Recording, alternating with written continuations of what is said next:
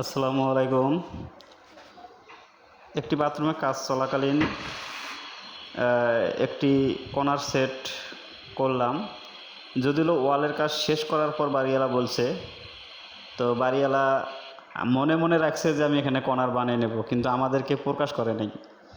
তো প্রকাশ না করে আমাদের জন্য খুব অসুবিধা, কেননা ওয়াল লাগানোর পরে মেশিন চালানো খুব কষ্টকর।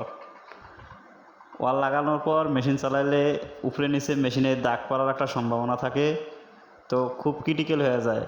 তো এইগুলো যারা আগে কর্নার লাগিয়ে নেবেন তারা অবশ্যই মিস্ত্রিকে আগে বলবেন যে আমরা এখানে কর্নার বানিয়ে নেব।